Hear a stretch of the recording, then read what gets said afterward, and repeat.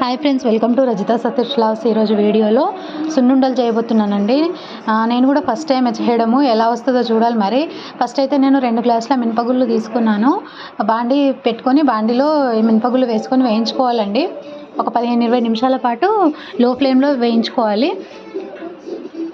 High ఫ్లేమ్లో పెట్టొద్దండి, మాడిపోతుంది. అందుకని ఇలా గోల్డెన్ కలర్ వచ్చే వరకు వేయించాలి. మినపగుళ్ళు వేగిన తర్వాత కొంచెం చల్లారిన తర్వాత మిక్సీ జార్లోనైతే తీసుకోవాలండి. ఇది చల్లారేంత వరకు ఒక గ్లాస్ వరకు చక్కెరనైతే తీసుకోవాలండి. మేము స్వీట్ తక్కువ తింటాం కాబట్టి ఒక 30 గ్లాస్ అంతా చక్కెరనైతే తీసుకొని మిక్సీ అయితే పట్టుకున్నామండి. ఇందులోనే ఇలాచీ కూడా వేసుకొని మిక్సీ పట్టుకోవాలండి. అప్పట్లోగా మినపగుళ్ళు కూడా చల్లారిపోతాయి. దాన్ని కూడా ఇలా బరకగా పట్టుకోవాలండి. మరీ సన్నంగా కూడా పట్టుకోవద్దు, ఇలా బరకగా పొడి చేసుకొని పట్టుకోవాలి.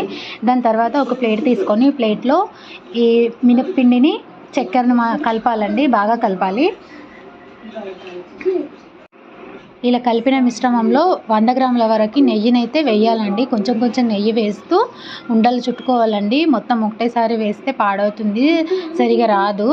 అందుకని ఇలా కొంచెం కొంచెం వేస్తూ ఉండలు అయితే కట్టుకోవాలండి.